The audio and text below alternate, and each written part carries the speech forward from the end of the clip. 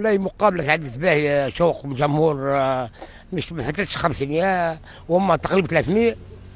الحكم جاي مشري الماتش غادي معناها امور مرجلين الامور فهمت الله باش يخسر تطاوين اش مات بالتطاوين لاش خاطر هنا كيف هو الاقليم تاع قابس هو اصلا قابسي.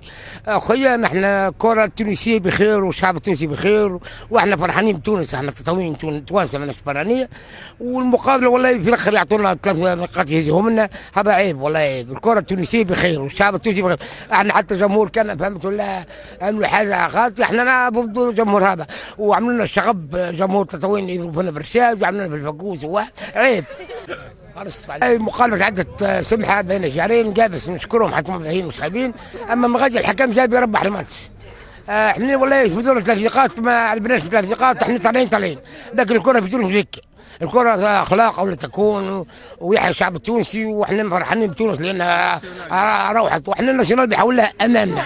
لا علاش تونس روحت فرحان بها يا اخوي ما تنقالش انا بعثتني في وجهي ليه تونس فرحان بتونس روحت لا فرحان بتونس خلي تونس وخلي الكرموس الكل هيك احكي لي على اتحاد تطاوين واضح مدير الحرس والله نحكي مقابلة عدت باهية ممتازة وقفها الحكم من رئيس الاقليم. ما وصلش احنا وصلنا 5 دقائق وعدلنا واحنا طالعين بيحاول لها نقاش وعندهم مارادونا بيحاول لها ناسيونال ما نقاشوا مع الجمهور وانا بيحاول لها المقابله هذه راهي فريمون هزمنا 3 نقاط حرام حرام حرام حرام.